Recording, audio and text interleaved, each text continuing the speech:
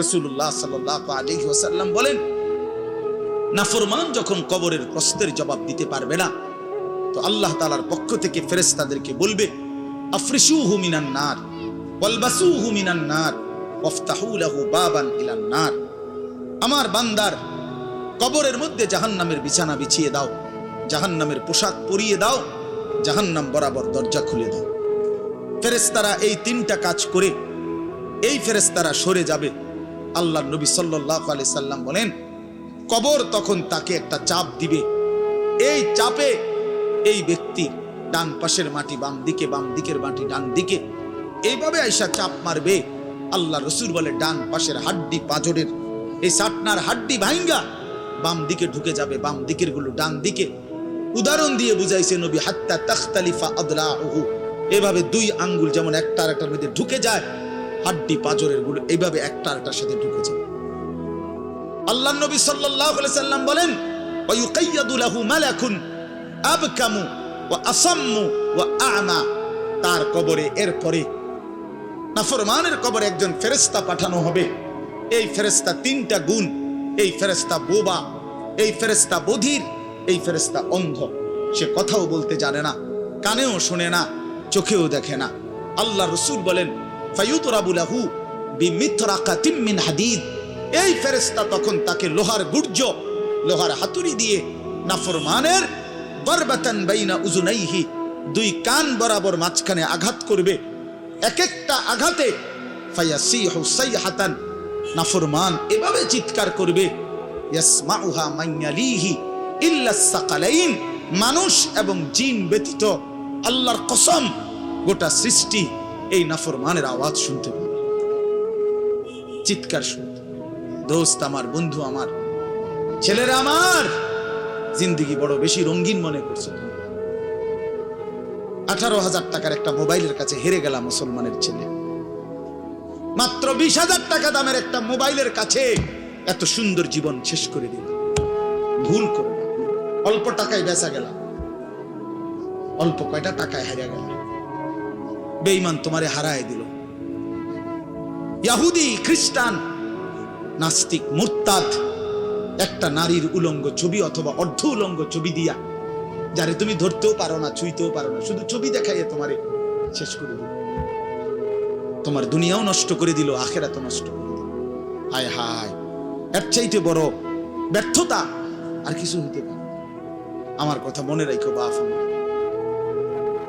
প্রিয় বন্ধু আমার, সন্তানরা আমার, ছেলেরা আমার, ভাই আমার, যুবক, আমি যদি আর কোনোদিন বলতে নাও পারি, এই একবারই বলবো,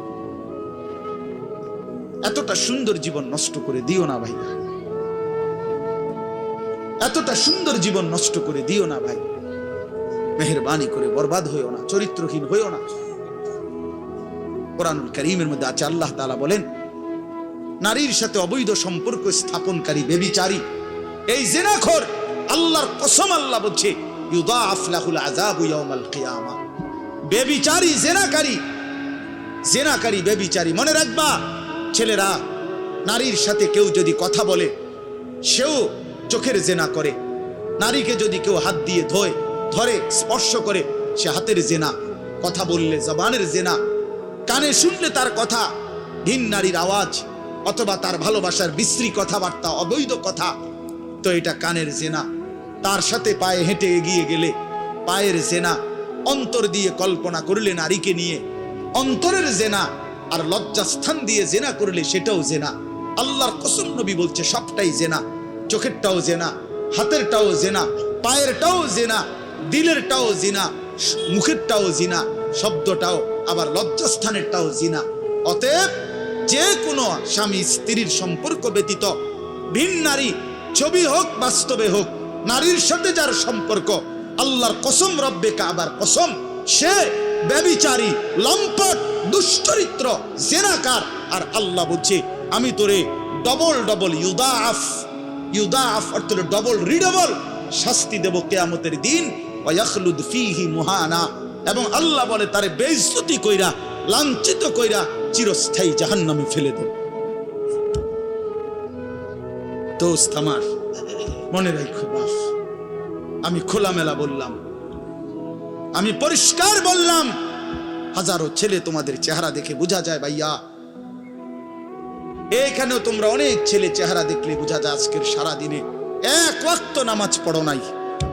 কেমনে এত বড় পাষাণ হইলা? আল্লাহকে এইভাবে কেমনে ভুলে গেলা? কেমনে ভুলে গেলা? কেমনে ভুলে গেলা? কোরআন শরীফের আমি দুইটা কথা বলি। একটা কোরআন শরীফের আয়াত আছে, আমার বাপ আপনাদেরকেও শুনাই, আপনারা আপনাদের ছেলেদেরকে বইলেন। প্রয়োজনে ছেলেটাকে হাতে ধরে একটা বার চোখের পানি ফেলেন, মেয়েটারে হাতে ধরে চোখের পানি ফেলেন। আল্লাহ কোরআনে বলছে ফাবি আইয়ি হাদিসিম বাদাহু ইউমিনুন। 29 নম্বর পারায় সূরা মুরসালাতের মধ্যে এই আয়াতটা আছে।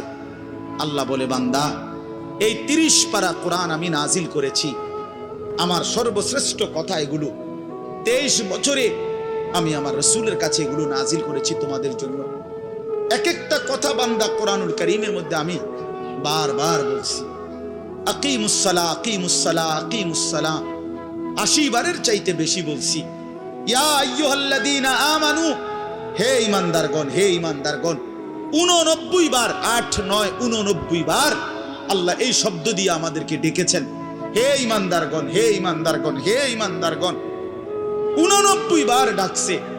80 বারের চাইতে বেশি নামাজের কথা আল্লাহ বলছে, ইত্তাকুল্লাহ, ইত্তাকুল্লাহ, ইত্তাকুল্লাহ, ইত্তাকুল্লাহ। আল্লাহকে ভয় করো, আল্লাহকে ভয় করো, আল্লাহকে ভয় করো। ওয়াইলুন ইয়াউমাইদিল লিল মুকাদ্দিবিন। সূরা মুরসালাতের একটা সূরাতে 10 বার, এক সূরার 50টা আয়াতের মধ্যে 10 আয়াতে এক কথা আল্লাহ 10 বার বলছে যে বান্দা, তোমরা যারা নাফরমান, মিথ্যাবাদী, সেদিন আখিরাতে তোমাদের জন্য জাহান্নাম, জাহান্নাম, জাহান্নাম, জাহান্নাম, জাহান্নাম 10 বার বলছে।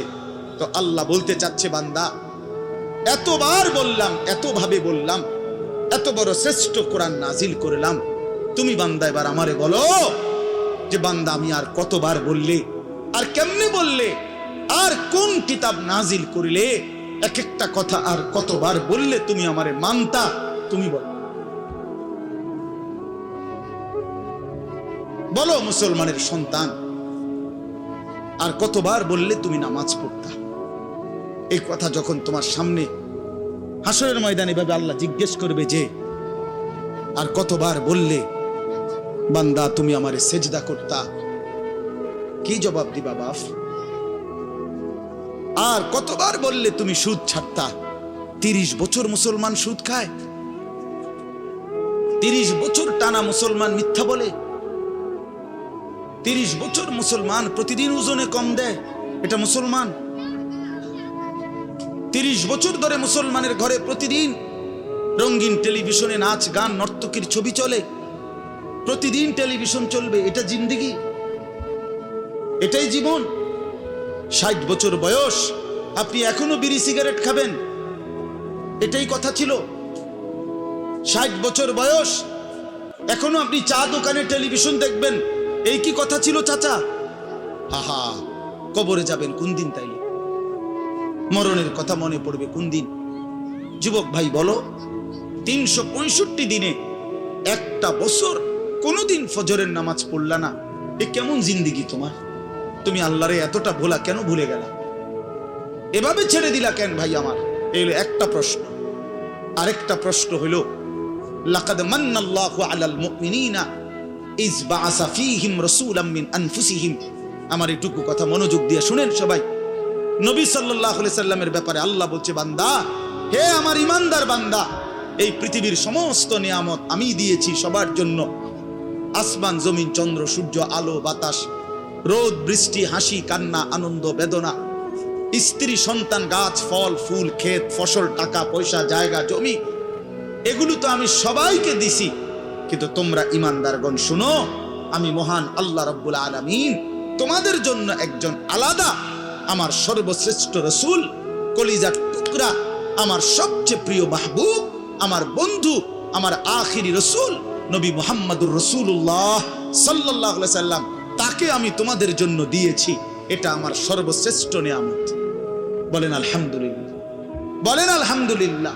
তো আল্লাহ নবী সাল্লাল্লাহু আলাইহি সাল্লাম, আপনাদের কাছে এই কথাটা বলি, যুবক ভাই তোমাদের কাছেও বলি, হাসরের ময়দানে মনে রাখো ভাইয়া, নবী সাল্লাল্লাহু আলাইহি সাল্লাম উম্মতের আমলনামা দেখবে, উম্মতের আমলনামা দেখবে নবী। আর দেখা নবী সাল্লাল্লাহু আলাইহি ওয়াসাল্লাম উম্মতের এই আমলনামা হাতে নিয়ে যখন দেখবে, পৃষ্ঠার পর পৃষ্ঠা ফজরের নামাজ নাই, 30 বছর মিথ্যা বলে, 30 বছর সুদের লেনদেন, 40 বছর হারামের ব্যবসা করছে, কোনোদিন 5 ওয়াক্ত নামাজ পড়ে নাই, স্ত্রী পর্দা করে নাই, ছেলেটা নামাজ পড়ে নাই, ঘরের মধ্যে অনবরত টেলিভিশন চলছে। প্রিয় ভাই আমার, বাপ আমার, আল্লাহর নবী সাল্লাল্লাহু আলাইহি সাল্লাম সেদিন চোখের পানি ফেলবে আর বলবে, উম্মত এটা কি আমলনামা নিয়ে আসছো? উম্মত তুমি আমার এত বড় বেইজ্জতি কেমনে করলে? আমি 23টা বছর তোমাদের জন্য কেঁদেছিলাম। সারা রাত এশার নামাজের পরে নবী দাঁড়াইছে কানতে কানতে, ফজরের আজান পর্যন্ত নবী উম্মতের জন্য দোয়া করছে আর চোখের পানি ফেলছে। তায়েফের পাথরের আঘাতে পিঠটা ছিদ্র করে ফেলছি, ক্ষুধার কষ্টে পেটে পাথর বেঁধেছিলাম। উহুদের দান শহীদ করা রক্ত নিয়ে উহুদের ময়দানে পড়েছিলাম বেহুশ হয়ে। ঘরের চুলায় 3 মাস আগুন জ্বলে নাই। এত কষ্ট, এত চোখের পানি, এত ক্ষুধার কষ্ট, এত রক্ত, বিনিময়ে উম্মত এটা কি নিয়ে আসলো? নামাজ কই, সেজদা কই, রুকু কই, ফজর জোহর আসর মাগরিব এশা কই, হারাম থেকে বাঁচা কই, হালাল উপার্জন কই, জিকির কই, তেলাওয়াত কই, আমার সুন্নাত কই? কেমনে এমনে ভুলে গেলা উম্মত? আমার এত বড় বেইজ্জতি কেমনে করলা? আমার এত বড় অপমান কেমনে করলা? কি জবাব দিবেন বলো ভাই? আমার কথা শেষ ভাই। কি জবাব হইতে পারে তখন? আল্লাহ তাআলা বলবেন, আল্লাহ তাআলা বলবেন, বান্দা আমি আর কেমনে বললে তুমি মানতা? নবী বলবেন, উম্মত আমি আর কত চোখের পানি ফেললে তুমি আমার কথা মনে করতে? আর কত রক্ত ঝরাইতাম আমি? 23টা বছর আমি শুধুই কাঁদছি, শুধুই কাঁদছি, সারা রাত কেঁদেছি। ভাই আমার, দোস্ত আমার, বন্ধু আমার, নওজোয়ান ছেলেরা আমার, নষ্ট হইও না, নষ্ট হইও না। প্রিয় বন্ধু, আজীবন রক্ত ঝরবে আর আরাকানে রক্ত ঝরবে, আর তুমি আর আমি নিরাপদ থাকবো। এটা ছিল, এটা যারা ভাবছিলা, কি ভাবছ জিন্দেগি শুধু মোবাইল টিপতে টিপতে শেষ হইব? তুমি কোনোদিন মুসিবতে পড়বা না? না, হ্যাঁ, এইভাবেই মনে করছো জিন্দেগি, এই রং তামাশার জীবনটাই শেষ। বাপ কিছু বলে না, মা কিছু বলে না, স্ত্রী কি, স্বামী, সন্তান সব আলাদা আলাদা, সবাই সবার মন মতো চলতেছো। ভাইয়া, এরই নাম জীবন? বেঈমান বুঝাইয়া দিছে, এই জমিনে রক্ত ঝরাইয়া বুঝাইছে। অনেক মানুষ তো বলে সবসময়, আমরা হুজুররা কেন চিল্লাই, আমরা কে এত কিছু চিল্লাই? আরে বন্ধু, আমরা তো এই কথাই বুঝাইতে চাই, সুযোগ পাইলে হুজুর, পাবলিক, জনগণ কাউরে ছাড়বে না। নাই তো অ্যাডভোকেট সাইফুল ইসলাম তো হুজুর না, কথা বলেন না কেন? তো ওরে জবাই করলো কেন? ওরে জবাই করলো কেন?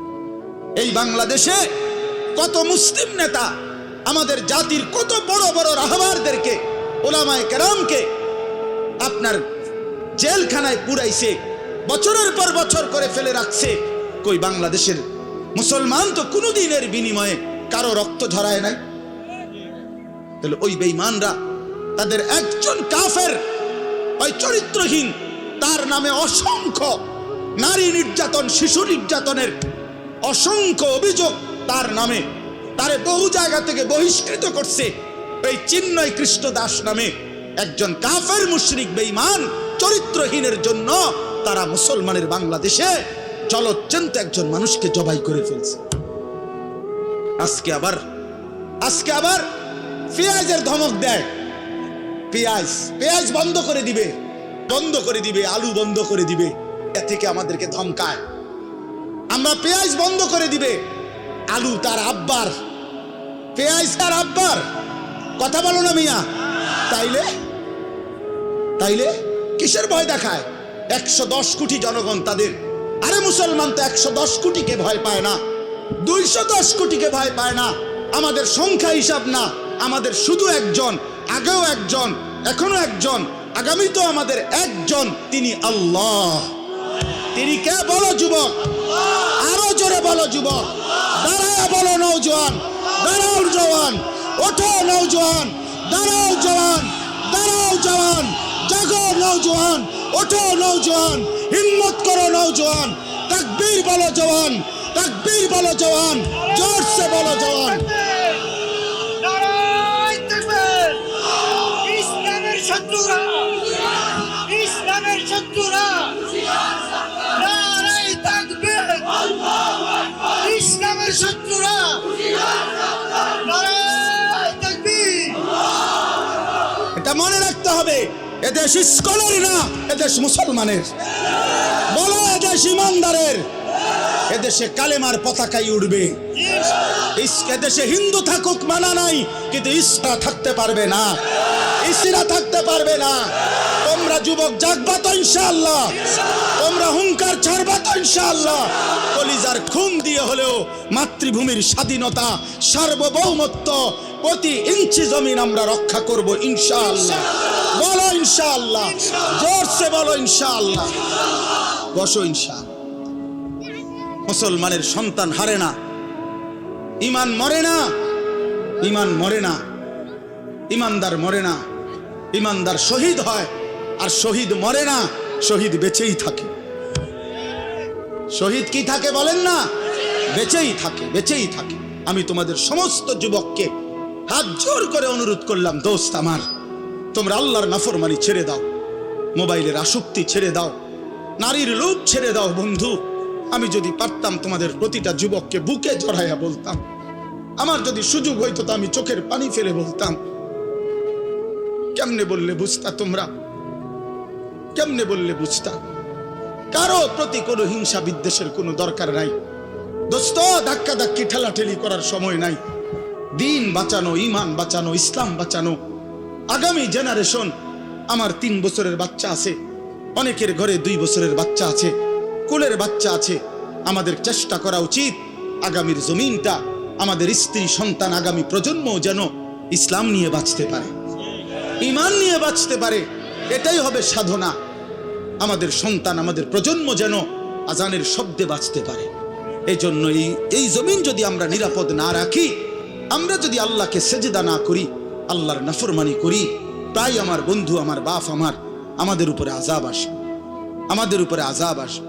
আল্লাহ বলছে, বান্দা, দুনিয়ায় ডুবে থাকার শাস্তি আমি বুঝাবো। কাল্লা সাউফা তা'লামুন, সুম্মা কাল্লা সাউফা তা'লামুন। কবরেও বুঝাবো, জাহান্নামেও বুঝাবো। কাল্লা লাউ তা'লামুনা ইলমাল ইয়াকিন লাতারাউন্নাল জাহিম সুম্মা লাতারাউন্নাহা আইনাল ইয়াকিন।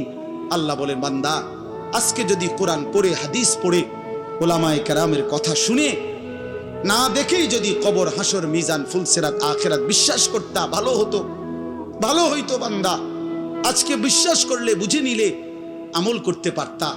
তো নয়তো লাতারাউন্নাল জাহিম, একদিন সচক্ষে হাসরের ময়দানে জাহান্নাম দেখবা, সব বুঝবা। সুম্মা লাতারাউন্নাহা আইনাল ইয়াকিন, চোখে দেখে বিশ্বাস হবে, কিন্তু সেদিন আর লাভ হবে না। সেদিন আর কি হবে না ভাইয়া? লাভ।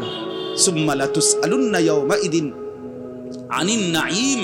আল্লাহ বলেন, আমি কিন্তু সেদিন হাসরের ময়দানে নিয়ে বান্দা তোমার জীবনে যা কিছু নিয়ামত দিয়েছি, আসমান, জমিন, চন্দ্র, সূর্য, গ্রহ, নক্ষত্র, আলো, বাতাস, রোদ, বৃষ্টি, হাসি, কান্না, আনন্দ, বেদনা, স্ত্রী, সন্তান, ছেলে, মেয়ে, গাছ, ফুল, ফল, ফসল, তোমার চোখের পলক, হাতের নড়াচড়া, তোমার নিঃশ্বাস, এক ফোঁটা পানি, এক লোকমা খাবার। আল্লাহ বলেন, আমি যা দিয়েছি, আমি বান্দা প্রতিটা নিয়ামতের কি হক আদায় করছো আমি জিজ্ঞেস করব। আমি ছাড়বো না বান্দা, আমি ছাড়বো না বান্দা। তুমি শুনছো আমি গাফুর, কিন্তু এটাও জাইনো তুমি আমি কাহ্হার।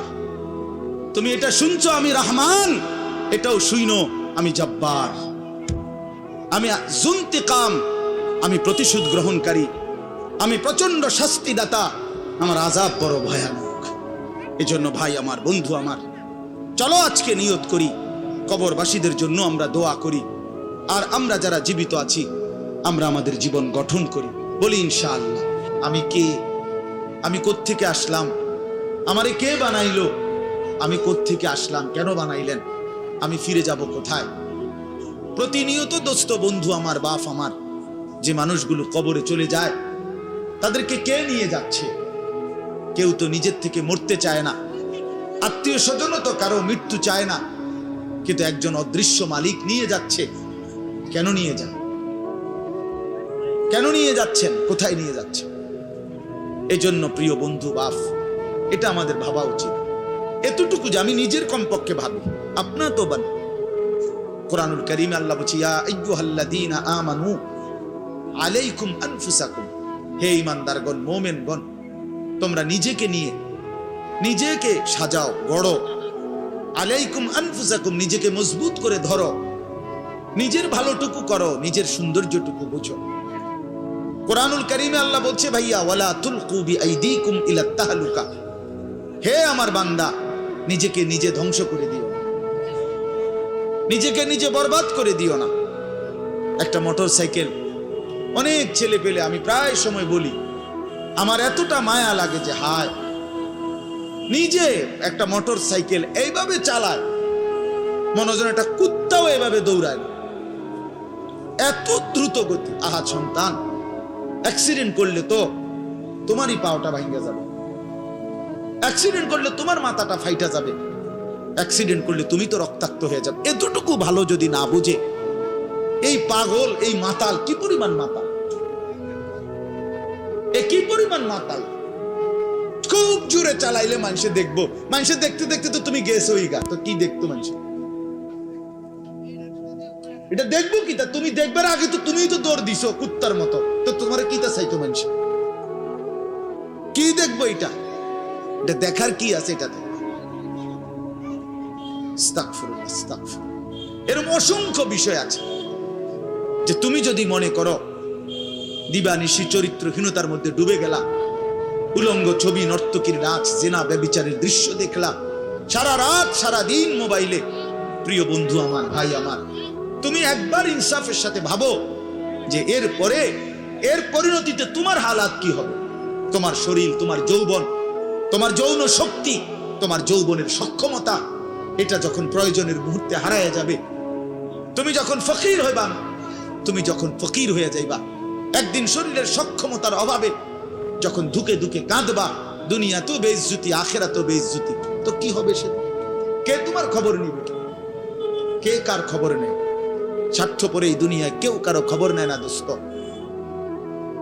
এই স্বার্থপর দুনিয়ায় কেউ খবর নেয় না।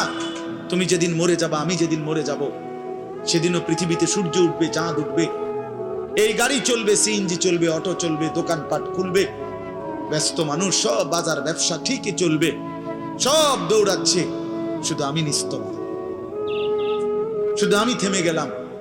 আমার হাত আর নড়ে না, পা আর নড়ে না, আমার আর চোখ খোলে না, আমার আর জিন্দেগির কোন স্পন্দন নাই। এরই নাম দুনিয়া, এরই নাম দুনিয়া। বিকাল বেলা যারা জানাজা পড়ছে, এই স্ত্রী ছেলে কাঁদছে সারাদিন বাপের জন্য, স্বামীর জন্য, এই মানুষগুলোই রাত্র 9টায় আবার পাশের বাড়ির থেকে রান্না করে আনছে, এরাই পেট ভরে ভাত খাইতেছে। এরই নাম দুনিয়া, এর নাম দুনিয়া, এর নাম দুনিয়া। এই মানুষগুলো তো একদিন উপাস থাকলো না, আপন সন্তান, আপন স্ত্রী, তাহলে ধোকার এই দুনিয়া কার জন্য সাজাই? কার জন্য বলেন? বলেন কার জন্য? ইয়ালামুনা যাহিরাম মিনাল হায়াতিদ দুনিয়া ওয়া হুম আনিল আখিরাতি হুম গাফিলুন। আল্লাহ বলে, বান্দা, দুনিয়ার জীবন তো খুব বুঝলা, কিন্তু আখিরাতের ব্যাপারে গাফিল হয়ে রইলা। আমার ছেলেরা, তোমরা বলো ভাই, তোমরা যারা খোদার 365 দিনে একটা বছরে কোনোদিন ফজরের নামাজ কোনোদিন পড়ো নাই, তোমার এই পরিণতি, তোমার এই গন্তব্য শেষ কোথায়? তুমি বলো ইনসাফের সাথে। তোমার বিবেককে, প্রিয় বন্ধু, 1 মিনিটের জন্য আমি তোমার বিবেককে বললাম, তুমি বলো, সারাদিন যে উলঙ্গ ছবি দেখলা, সারা রাত যে নর্তকীর ছবি দেখলা, এরপরে তোমার গন্তব্য কোথায়? থামবা কোথায়? তুমি কোথায় গিয়ে থামবা? তোমার পরিণতি কি, তোমার টার্গেট কি? এই নাচ, এই গান, এই ছবি, এই জেনা, এই ব্যভিচার, এই মদ, এই জুয়া, এই ফেন্সিডিল, এই ইয়াবা। আরে নাফরমান, তোরে শেষ পর্যন্ত কোথায় গিয়ে থামাবে? তোরে একটা জানোয়ার ছাড়া, একটা কুকুর বিড়াল ছাড়া, একটা হাইওয়ান ছাড়া আর কিচ্ছু বানাবে না। তোরে একটা নর পশু বানায় দিবে। চরিত্রহীন মানুষ থাকে না, লম্পট কোনোদিন মানুষ হয় না। মদখোর, নেশাখোর, জুয়ারি, ফেন্সিখোর, বাবাখোর, ডাইলখোর, ইয়াবাখোর, ফুট্টাখোর, হারামখোর, ওই মানুষ থাকে না, ওই জানোয়ার হয়ে যায়। জানোয়ার, জানোয়ার হয়ে যায় বেটা, জানোয়ার হয়ে যায়। যে কপাল সেজদা দেয় না, সে কপাল, যে মানুষ মানুষ হয়ে সেজদা দেয় না, আল্লাহর কসম, আল্লাহ তাআলা কোরআনে বলছে, ইবলিস তুই সেজদা দিলি না, আজকের থেকে তুই শয়তান। এজন্য যে কপাল সেজদা দেয় না, সে মানুষ নয়, শয়তান। শয়তান বেটা, তুই বেটা শয়তান, শয়তান, এটা শয়তান। এর আগে কোনোদিন ইবলিসকে শয়তান বলতো? কোন দিন থেকে বলছে? যেদিন থেকে সে সেজদা দেয় নাই। কথা বলেন না কেন? ইবলিসের আগে কি শয়তান আছিল? সেজদা যেদিন দিল না, সেদিন থেকে মালিক বলল, আজকের থেকে তুই শয়তান। ইবলিস যেদিন সেজদা দিল না, সেদিন আল্লাহ বলল, ফখরুজ ফাইন্নাকা রাজিম, বের হ, আজকের থেকে তুই রাজিম, অভিশপ্ত, মালউন, অভিশপ্ত, রাজিম। আল্লাহ বলছে, ওয়া ইন্না আলাইকাল লানাতা ইলা ইয়াউমিদ্দিন। ইবলিস তুমি সেজদা দিলা না, মনে রেখো আজকের থেকে কিয়ামত দিবস পর্যন্ত তোর উপরে আমি আল্লাহর লানত। এজন্য বেনামাজি তোর উপরে আল্লাহর লানত, তোর উপরে আল্লাহর লানত, তোর উপরে খোদার গজব। আল্লাহর লানত যার উপরে, সে সুখ পায় না। ওই মালিকের সাথে গাদ্দারি করে সুখ মেলে না। খবর নিয়ে দেখো, তুমি না জানলে আমি জানি। জিন্দিগির আজ 21 বছরের এই ওয়াজের জীবনে কত শত মানুষ জীবনের কত দুঃখ বেদনা আমরা তো শুনি না। আমরা কাছে দোয়া চায় না। কোন হারামখোর, কোন সুদখোর, কোন ঘুষখোর, কোন বেপর্দা নারী, কোন বেহায়া নারী, কোন মদখোর, জুয়ারি, কোন নারীর সাথে অবৈধ সম্পর্ক স্থাপনকারী পুরুষ কিংবা নারী, আল্লাহর কসম সুখে নাই। সুখ মিলে না, সুখ মিলে না। নোনা জলে তৃপ্তি হয় না। যে পানি লবণাক্ত, ওই পানি তৃষ্ণা মিটায় না। অতএব গুনাহ তৃষ্ণা মিটায় না। গুনাহ কাউকে তৃপ্তি দিতে পারে না। আল্লাহর নাফরমানি কাউকে সুখ দিতে পারে না বন্ধু। আল্লাহ কোরআনে বলছে, ওয়াদারু যাহিরাল ইসমি ওয়া বাতিনা। আমার বান্দা, প্রকাশ্য গুনাহ ছেড়ে দাও, গোপন গুনাহ ছেড়ে দাও। আল্লাহ বলছে, ওয়ালা তাকরাবুল ফাওয়াহিশা মা যাহারা মিনহা ওয়া মা বাতান। আল্লাহ বলছে, বান্দা প্রকাশ্যে কিংবা গোপনে কোন অশ্লীলতা, বেহায়াপনা, অসভ্যতার কাছেও যেও না। আল্লাহ বলছে, ওয়ালা তাকরাবুজ জিনা। জিনা, ব্যভিচারের কাছে, নারীর সাথে অবৈধ কোন রকম সম্পর্কে যেও না বান্দা। ইন্নাহু কানা ফাহিশা, এটা বড় বেশি অশ্লীলতা। ওয়াসাআ সাবিলা, এটা বড় মন্দ পথ। হায় যুবক, ভুল করে না। ওই নারীর ফাঁদে একদিন তোমারে সে জাহান্নামে পৌঁছায় দেবে, একদিন তোমারে কবরে পৌঁছায় দেবে। সে তোমারে সুখ দিবে না। চরিত্রহীন নারী সুখী হয় না। যার নিজের সুখ নাই, তে তোমারে কি সুখ দিবে? সুখ দিবে কিভাবে? সিনেমার নর্তকী সুখ দিবে কিভাবে? সে নিজে তো সুখে না, সে তো সুখে না। এই জন্য এটা জরুরি। বাবাদেরকেও বলি, হায়াতের 60 বছরেও যারা গুনাহ ছাড়তে পারেন নাই, মনে রাখেন বাপ, দেখা যায়, কবর দেখা যায়। চলেন এবার তর্জমাটা শুনেন, তাইলেই আমার কথা শেষ। একটু দেখেন কোরআনুল কারীমের 30 নম্বর পারা, 102 নম্বর সূরা। সূরাটার নাম আত-তাকাসুর।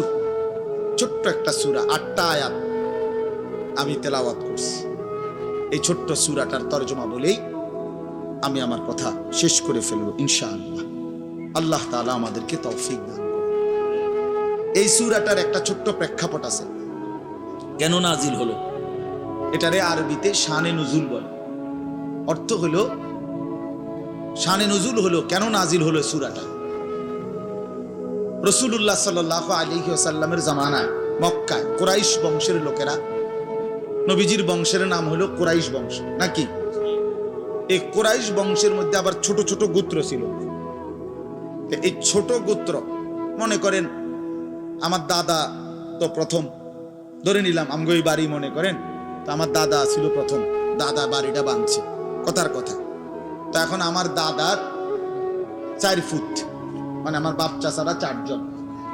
তো আগে তো দাদার সাথে বাপ চাচারা 4 জন একসাথেই ছিল। তো দাদা মরে গেল, এখন বাপ চাচাদেরও সংসার বড় হয়ে গেল, ফলে এখন সবাই আবার আলগা আলগা আরো জায়গা জমি কিন্না ডাইনে বামে গদ্দুয়ার করছে, আরো বাড়িঘর বাড়ছে। এখন চাচার বাড়িও আলাদা নামে পরিচয়, জেডার বাড়িও আলাদা নামে পরিচয়, আমগো বাড়িটাও কি আলগা নামে পরিচয়, এমন আছে না? এই আর কি। তো প্রথমত তো বড় বংশটা পুরাটার নাম হলো কুরাইশ, কিন্তু এরপরে আবার এর অধীনে ধীরে ধীরে ছোট ছোট আরো গোত্র ছিল, আরো বংশ ছিল।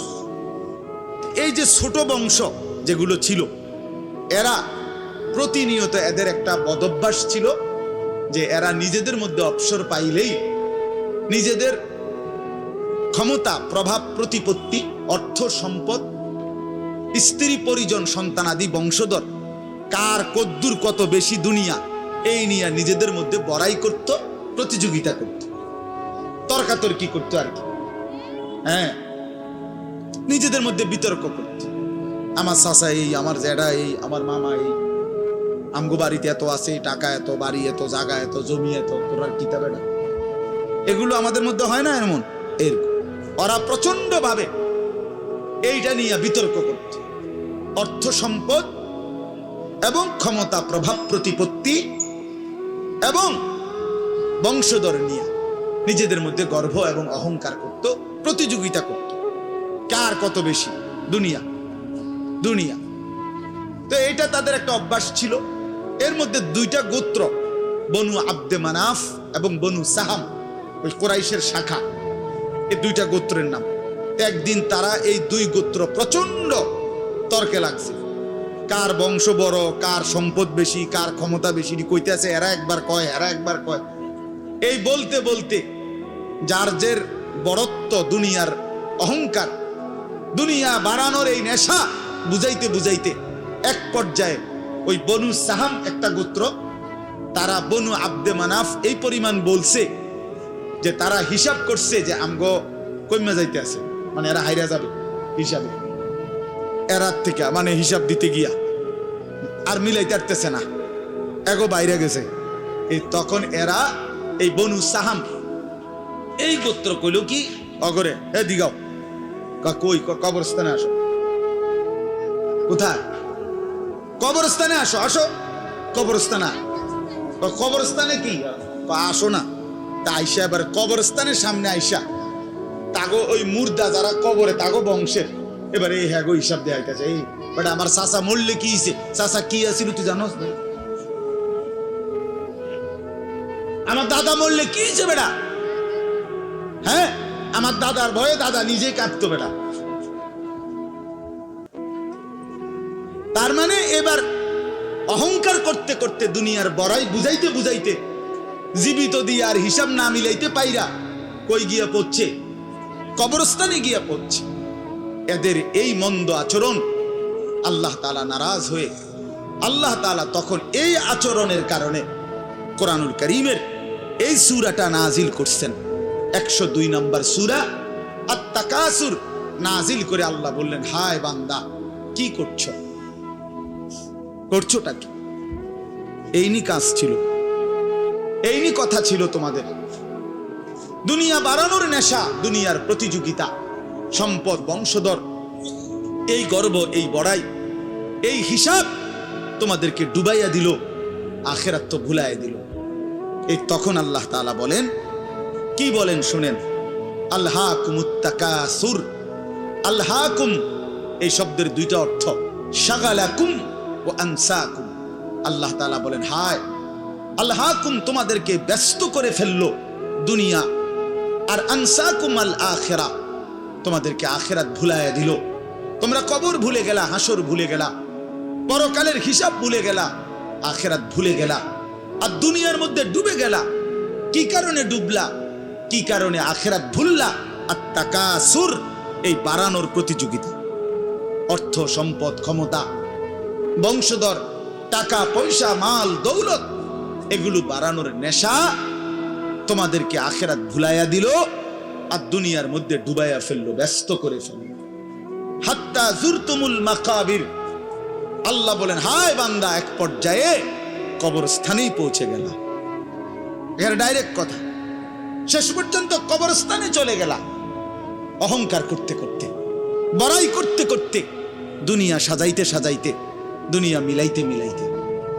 এ কথার দুই অর্থ। এবার এক হলো সরাসরি ওদেরকে বলছে কাজটা তোমরা ভালো করলা না, আরেকটা হলো আমাদের সবাইকে বলছে, আমার বান্দারা, তোমরা যারা এই পরিমাণ দুনিয়া নিয়ে ব্যস্ত হইলা, দুনিয়া সাজাইতে লাগলা, যে এক পর্যায়ে এই দুনিয়া সাজাইতে সাজাইতেই হাত্তা জুরতুমুল মাকাবির, কবরে পৌঁছে গেলা, একদিন মরে গেলা, অথচ আখিরাতের কোনো পুঁজি নাই, কবরের কোনো সামান নাই। কামটা কি করলা? কামটা কি করলা? কাজটা কি করলা বান্দা? কি করলা? হায় বান্দা, 60 বছর বয়স, আজও আখিরাতের পুঁজি কই? 30 বছর, আজও আখিরাতের পুঁজি কই? এরই মধ্যে তো একদিন কবরেই পৌঁছে যাবে। কবরেই, এই যে দেখেন কবরবাসীদের রুহের মাগফিরাত কামনায় মাহফিল, আমি এই জন্যই আয়াত পড়ছি। পুরা কোরআনুল কারীমের মধ্যে এই একবারই কবর এই শব্দটা আছে এই সূরার মধ্যে, একমাত্র। হাত্তা জুরতুমুল মাকাবির, এই কবরস্থান, কবর, এই কথাটা কোরআনের এই সূরাতেই আছে। আল্লাহ তাআলা বলেন, বান্দা, দুনিয়ার লোভে ডুবে আখিরাতকে ভুলে তুমি বাড়ানোর নেশা, তোমার প্রতিযোগিতা, আরো চাই, আরো চাই, আরো চাই, আরো চাই, এটা তো একদিন তোমার কবরস্থানেই পৌঁছায় দিল। কবরস্থানে পৌঁছায় দিল। আমার বাপ, আমার বন্ধু, আমার জওয়ান সাথী, সবাই নিয়ে ভাবি, আমিও আপনিও ইনসাফের সাথে। দুনিয়া আমারে কি পরিমাণ ব্যস্ত করে দিল। 60 বছরের বয়স্ক মানুষ, 70 বছরের বয়স্ক মানুষ, হিসাব শুধুই দুনিয়া, হিসাব করতেছে এখনো দুনিয়া। দুনিয়া মিলছে খুশি, দুনিয়া মিলে নাই খুশি। যখন দুনিয়া মোটামুটি ঘুষাইতে পারছে তৃপ্ত, আর দুনিয়া ঘুষাইতে পারে নাই অতৃপ্ত। অতৃপ্ত অসংখ্য মানুষকে শুনবেন, দুনিয়া ঘুষাইয়ে ফেলছে। 3টা ছেলে বিদেশ পাঠাইছি হুজুর, 4টা মেয়ে বিয়ে দিছি, বাড়িতে একটা বিল্ডিং করছি, 4টা রুম, ভিতরে 2টা বাথরুম, আল্লাহর রহমতে রাস্তার লগে কুদুর জায়গা কিনছি, ব্যাংকেও কিছু টাকা পয়সা জমছে, বাজার সদাই কইরা খাইয়া পইরা আল্লাহর রহমতে আপনাকে দোয়ায়, 10 জনের দোয়ায় ভালো আছে। খালাস, জিন্দেগি মিলে গেছে, জীবনের টার্গেট অর্জন হয়ে গেছে। চাচা তৃপ্ত, 60 বছরের বয়স্ক বাবা তৃপ্ত হয়ে গেছে, তার পৃথিবীতে আসার উদ্দেশ্য অর্জন হয়ে গেছে। পৃথিবীতে আসছিল ফোলাদ বিদেশ পাঠাইছে, পৃথিবীতে আসছিলেন মেয়ে বিয়ে দিতে, মেয়ে বিয়ে দিছে। দুনিয়ায় আসার 60 বছরের একটা টার্গেট ছিল, একটা বিল্ডিং করবে, বিল্ডিংটা হইছে, আলহামদুলিল্লাহ। আর তো চাচা কবর, হাসরের ময়দান, ফুলসেরাত, মিজান, আমল নামা, জান্নাত জাহান্নাম, এগুলো কার জন্য?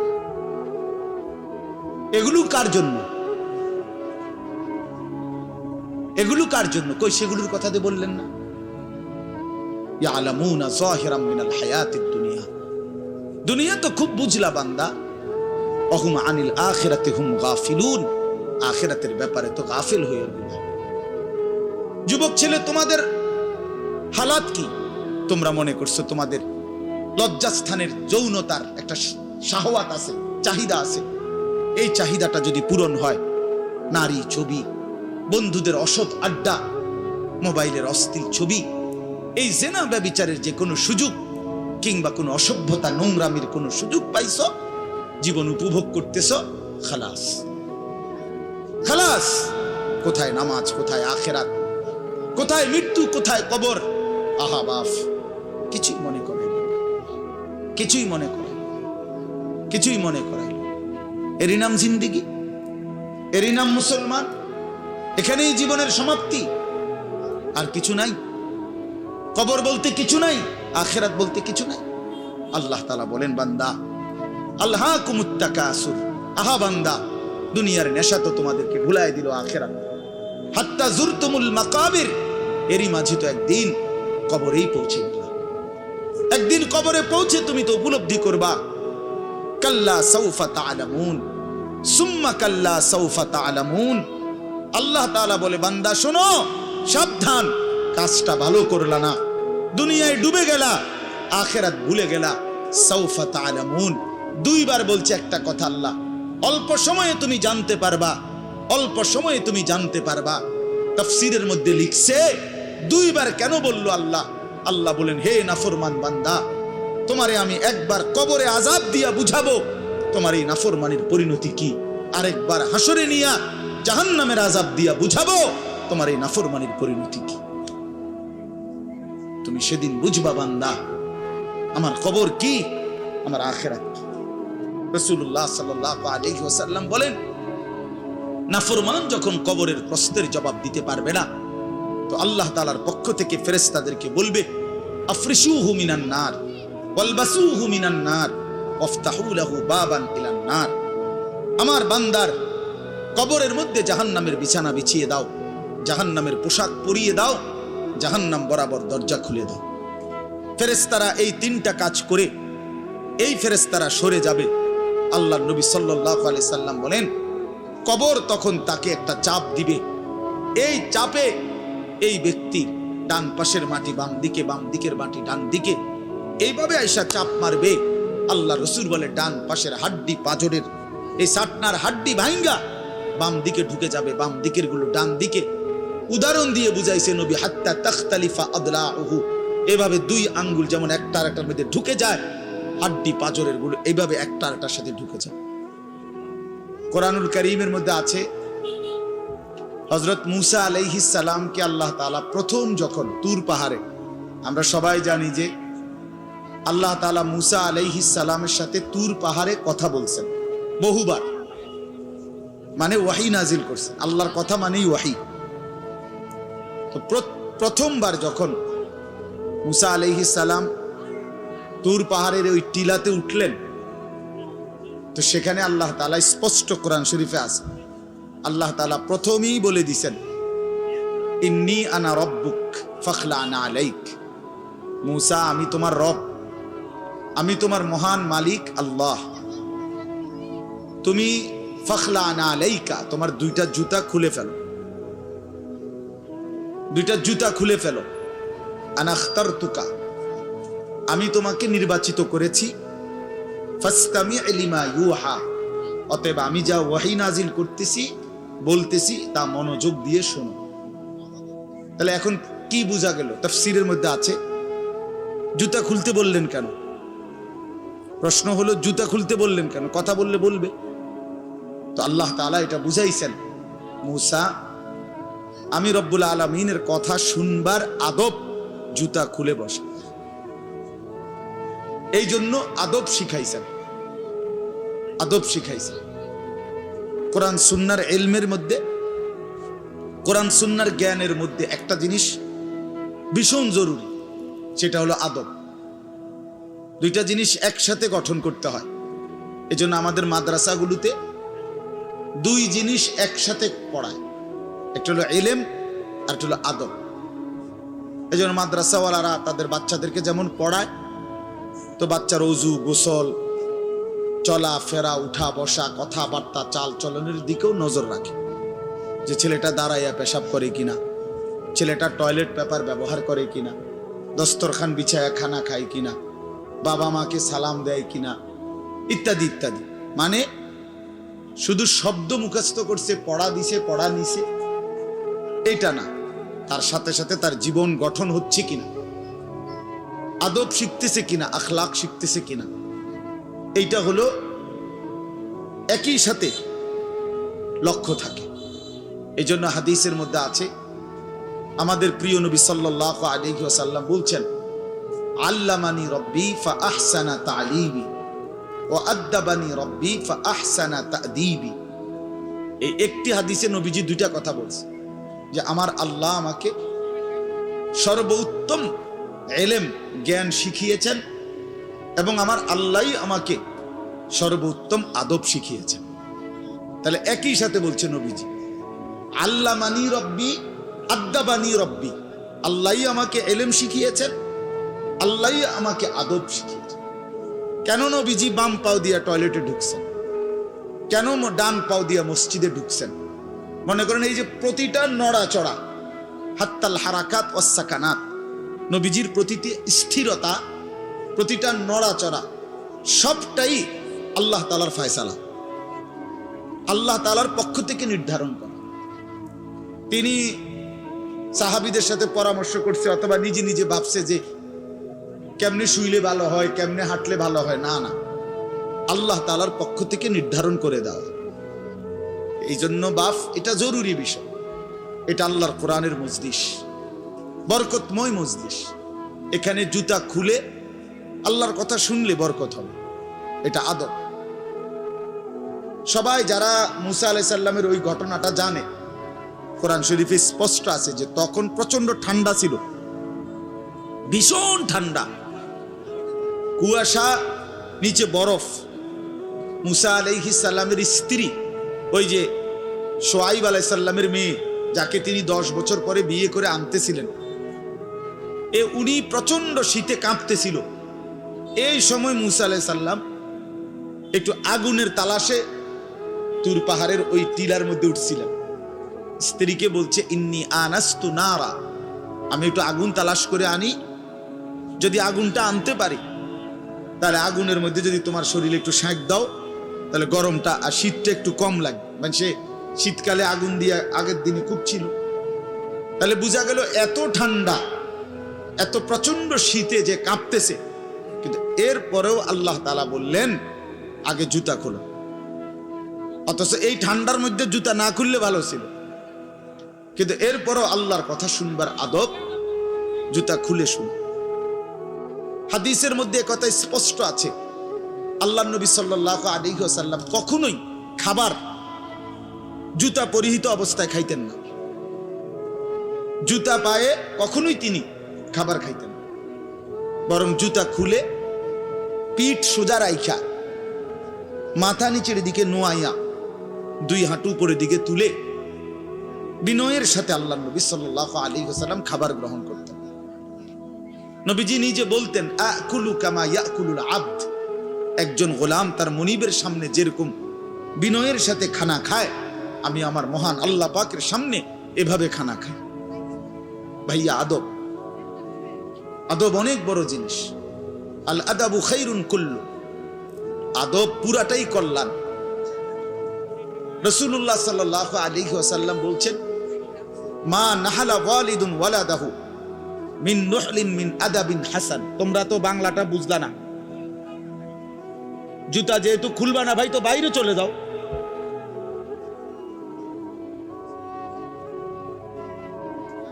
আশ্চর্য মানুষ। না না, অনেকের আছে গাদ্দারি স্বভাব, যে আমি যেমনি আছি এমনি শুনবো। এটা সিধা করতে হবে।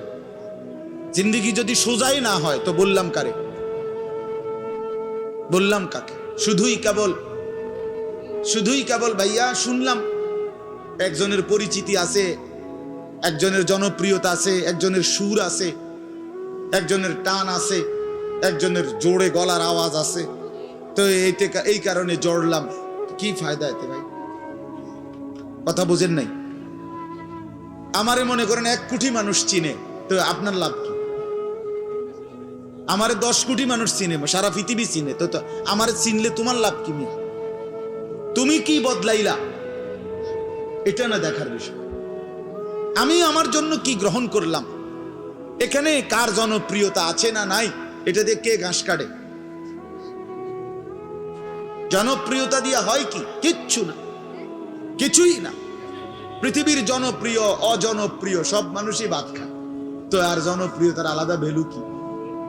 ঘুম যায়, পেশাব পায়খানা করে, তো আর এনে কি আহামরি কি? এটা কিচ্ছু না, এটা ধোঁকা ছাড়া আর কিচ্ছু, ধোঁকা। এই জন্য ভাই, আমি আবারও অনুরোধ করছি, তোমরা কষ্ট পাইও না, প্যান্ডেলের ভিতরে দাঁড়াইও না।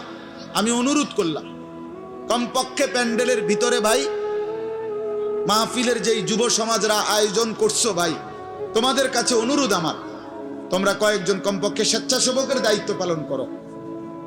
যারাই দাঁড়িয়ে আছে তাদেরকে বসতে বলো। এটা ভালো, আজকের জন্য না, সব সময়ের জন্য। হাদিসের মধ্যে আছে হযরত জিবরাইল আলাইহিস সালাম নবীজি সাল্লাল্লাহু আলাইহি সাল্লামের কাছে, শুনতেছেন আপনারা, নবীজির কাছে যখন হযরত জিবরাইল মানুষের আকৃতিতে আসতেন, জিবরাইল আলাইহিস সালাম কখনো কখনো তার মূল আকৃতিতে অদৃশ্যভাবে ওহী নাজিল করতেন কোরআন, আবার কখনো কখনো মানুষের সুরত ধরেও নবীজির সামনে আসতেন। হাদিসে কথা স্পষ্ট আছে যে যখনই জিবরাইল মানুষের আকৃতিতে নবীজির কাছে আসতেন তো নবীজির সামনে এসে আদবের সাথে বসতেন। কিভাবে বসতেন?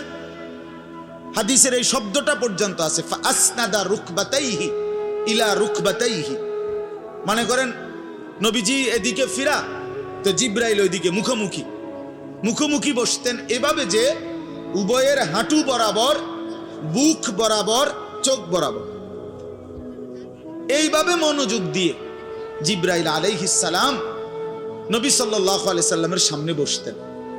এরপরে তিনি বিভিন্ন বিষয় বলতেন, শুনতেন, নবীজির সাথে কথা বলতেন। তাইলে আদব এটা, আল্লাহর কোরআনের সামনে, রাসূলুল্লাহ সাল্লাল্লাহু আলাইহি সাল্লামের হাদিসের সামনে সর্বোচ্চ আদবের সাথে বসতে হয়, সর্বোচ্চ, এটা বসা, এটাই নিয়ম। হাদিসের মধ্যে আছে, আরো শুনাই আমি, হাদিসের মধ্যে আছে, হাদিসে কুদসি, কোন নেককার বান্দারা যখন আল্লাহর জিকির, আল্লাহর তেলাওয়াত, আল্লাহর কথা শুনবার জন্য, বসবার জন্য, বলার জন্য বসে, তো পুরা মজমা যখন শেষ হয় তো আল্লাহ ফেরেশতাদেরকে জিজ্ঞেস করে যে আমার এই বান্দাদেরকে কি পুরস্কার দেওয়া যায়? তো তারা বলে, মহান আল্লাহ, আপনার ইচ্ছা। তো আল্লাহ তাআলা বলেন, শুনো, আমার এই প্রিয় বান্দাদের মজলিস যারা বসলো, আমি তাদের সকলকে মাফ করে দিলাম। তো ফেরেশতারা বলে, আল্লাহ, এখানে এমন লোকও আছে যে এমনি আসছিল, দ্বীনি উদ্দেশ্যে আসে নাই, আপনার কথা শুনতে আসে নাই, এমনি বইছিল আর কি, ইন্নামা জা আলি হাজাতিন, ব্যক্তিগত কোনো উদ্দেশ্যে আসছে, তাকেও মাফ করে দিবেন। তখন আল্লাহ তাআলা বলেন হাদিসে কুদসি, হুমুল কওমু লা ইয়াশকা বিহিম জালিসুহুম, এই শব্দটা বুঝাইতে চাই।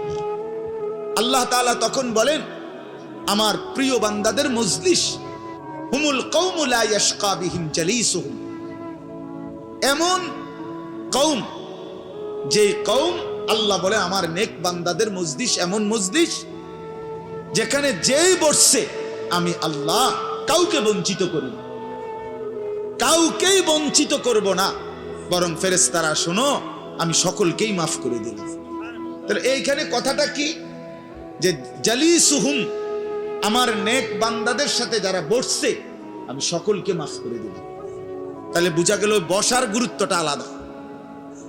এই এতগুলো কথা বলার পরে আর আমার পক্ষে আর কিছু বলার নাই এই বিষয়ে, কোরআন সুন্নাহর আলোকে বললাম।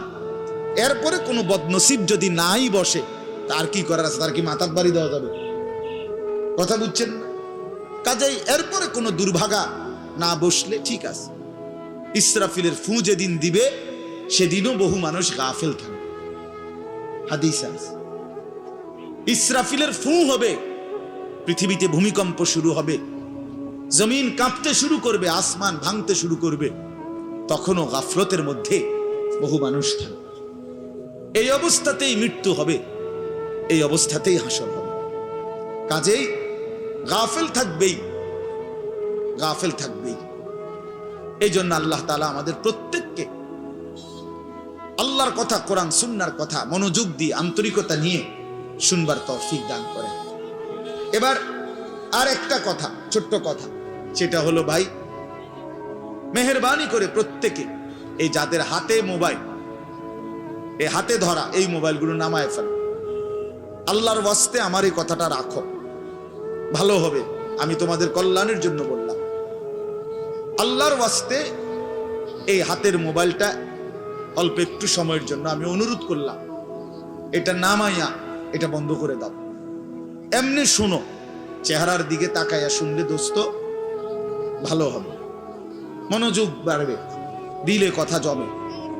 শুধু মোবাইলটা ধরে রাখলে একটা বড় সমস্যা হলো নিজের অন্তরের মধ্যে যেখানে থাকে এটা যে আমার মোবাইলে উঠতেছে কিনা, সেই জন্য সারাক্ষণ নজর এটার দিকে থাকে। আর একটা মনোবিজ্ঞানীদের একটা কথা হলো মানুষের অন্তর একসাথে দুই জিনিস ভাবতে পারে না। এটা একটা কি পরীক্ষিত কথা, দিলে একই মুহূর্তে দুই জিনিস ভাবে না, এটা রাইখে তোমার আরেকটা ভাবতে হবে। তাহলে এখন যেহেতু তোমার ফিকিরে মনোযোগ মোবাইলটাতে উঠতেছে কিনা ঠিক মতো, তাহলে আর নিজের জন্য কিছু গ্রহণ হবে না। মোবাইলে উঠছে ঠিক আছে, সুন্দর, আওয়াজও ক্লিয়ার হইছে, পুরা বয়ানটাও উঠছে, তো এরম তো ওয়াজ লাখ লাখ আছে মোবাইল। তো নিজের জন্য কি হলো? আমার দিলের জন্য আমি কি নিলাম? আমার নিজের জন্য আমি কি নিলাম? এই জন্য দোস্ত, এটা জরুরি বিষয়, এটা গুরুত্বপূর্ণ বিষয় যে নিজের জন্য গ্রহণ করা। তু আগার মেরা নিহি বনতা না বন, আপনা তো বন। ভারতীয় উপমহাদেশের একজন বিখ্যাত বুজুর্গ বলছেন, সৈয়দ আবুল হাসান আলী নদভী রহমতুল্লাহ আলাই, হে যুবক, যদি তুমি মানুষের কল্যাণ, সমাজের কল্যাণ, কারো কোনো উপকার যদি করতে নাও পারো, আপনা তো বন, নিজের ভালোটুকু তো করো, নিজের কল্যাণটা তো কমপক্ষে ভাবো, নিজেরে কমপক্ষে সুন্দর বানাও।